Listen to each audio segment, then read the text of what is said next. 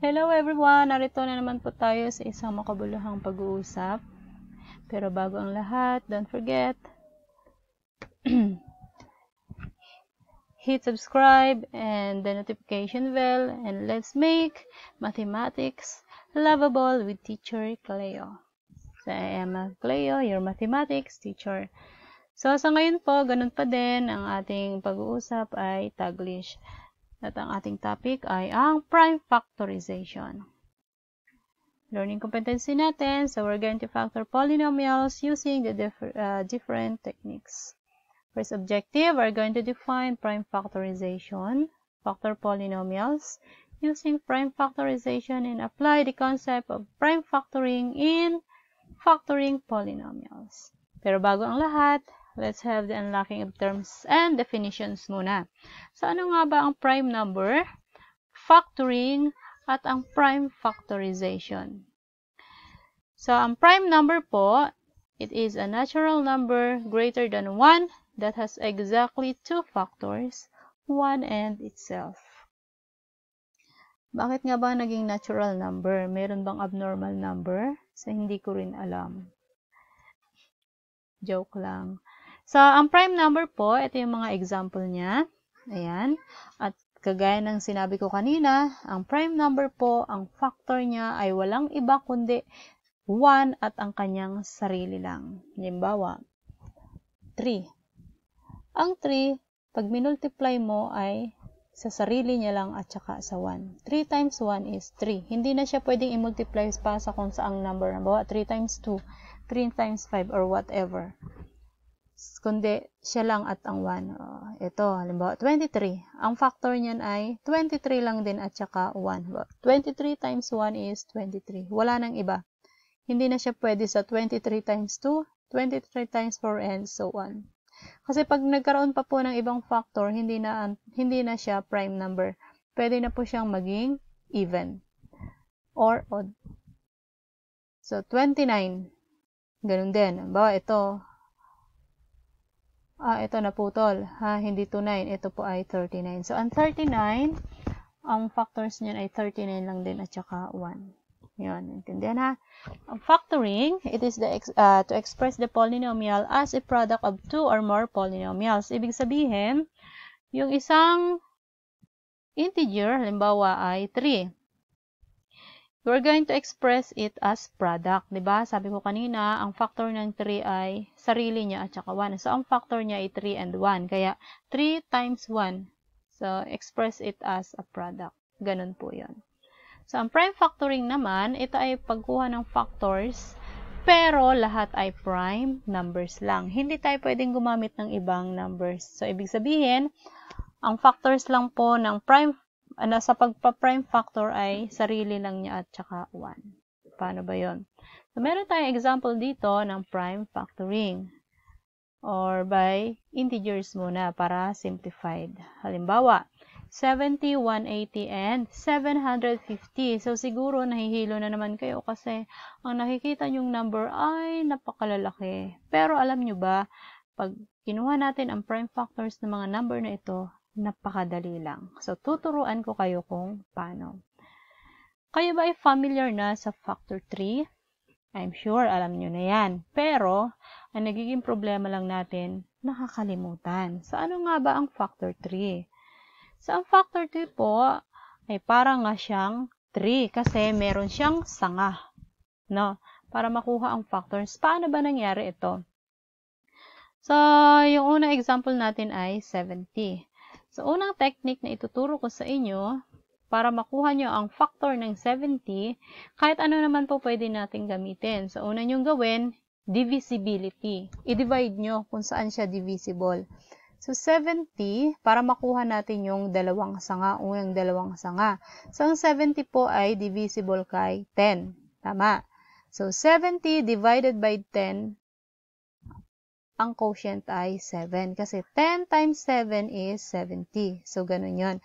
Pwede rin naman, i-divide nyo. 70 divided by 7 is 10. And so on. Okay? Ngayon, alamin natin kung si 10 ba ay prime na. Si 10 ba ay pwede nilang ang factor niya sarili niya at saka 1? Hindi. Kasi ang 10 ay pwede pa po nating i-factor or divisible pa siya kay 2 at saka 5. Okay? So, 2 times 5 is 10. Ngayon, lahat ng mga natira dito sa labas, alamin natin kung siya ba ay prime na. By simply checking kung ang factor na lang niya ay sarili niya at saka 1. So, 7. 7 times 1 ay 7. Pwede pa bang i-multiply ang 7 sa iba? Hindi na. So, meaning, ang 7 ay prime na. Okay? Kaya biniliugan ko na siya. How about 5? Ang factor na lang ba niya ay sarili niya at 1? Yes, kasi 5 times 1 is 5. Wala nang iba. Hindi mo na siya pwedeng i-multiply sa iba. Next, 2 times 1 is 2. So, hindi na rin siya pwede sa iba. So, therefore, ang prime factors ng 70 ay 7, 5, at saka 2. Kung hindi, ayan ha. Tingnan natin ngayon kung ang 70 ba ay pwede rin nating ma-factor sa iba. 10 and 7 lang ba ang factors niya? 10 times 7 is 70. What if ang 70 i-divide natin by 2? So, 70 divided by 2, ang factor niya ng kabila ay 35. Tingnan po natin kung pareho lang ba sila ng prime na 7, 5, and 2. So, 70. So, ayan, 2 times 35. So, ang 35 po ay hindi pa prime kasi pwede pa siyang i-factor kay 7 at saka 5. Okay? So, magsasanga pa yung ating 3. Now, tingnan natin kung si 2, 5, and 7 ba ay pareho lang na prime kapag ang gamit din ang factor ay 7 and 10.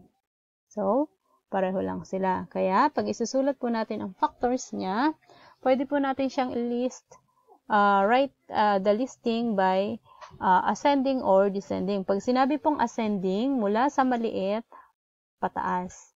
So, magsimula tayo kay 2. Sunod nyo si 5, sunod si 7. Or descending, meaning, magsisimula kayo sa pinakamalaki, paliit. Bakit tuldok? Ano bang ibig sabihin yan? So, yan po ay symbol which indicates multiplication. Ibig sabihin, 2 times 5 times 7. So, 2 times 5 is 10. Times 7 is 70. Or, 7 times 5 is 35. Times 2, 70. Okay? Next, 180. So, para makuha ulit ang sanga ng ating factor 3, hanapin nyo muna ang dalawang factor ng 180. So, ang pinakamaganda, divisibility. So, 180, ang ginamit po muna natin ay 18. So, 180 divided by 18, ang factor niya ay 10. Alam naman natin na sa 18 ay factorable pa by 9 and 2. Pwede rin naman by 6 and 3. Pero tingnan natin sa 9 and 2. So, 18. So, that is 9 and 2. Alam naman natin na si 2 ay prime na. So, hindi na natin pakikialaman. 9 is factorable by 3 and 3. So, since prime na si 3 at saka si 2, stop na tayo dyan. Punta tayo kay 10. 10 is still factorable by 5 and 2 kasi 5 times 2 is 10. Now, bilangin natin ilan ang prime. Ang 2 natin ay 2, 2, 3, at saka 1, 5. So, tandaan, ang factors na nakuha natin kay 180 ay 18 and 10. Meron pa ba kayang iba? Oo, pwede pa siya. So, ang 180 po ay divisible din kay 90 at saka kay 2. Kasi 90 times 2 is 180. So, tingnan natin kung meron din ba tayong makukuha 2, 2, 3, at 5. So, ang 90 ay factorable pa kay 9 and 10. Which is, ang 9 is still factorable by 3 and 3. Stop na tayo dyan kasi yan ay prime na. Ang 10 naman ay factorable pa by 5 and 2. So, bilangin natin. 2, 2, 3, 5. So, ganun din ba dito? Okay, ganun din. So, ibig sabihin, kahit aling factor ang gagamitin natin, ang makukuha din nating prime factors ay isa.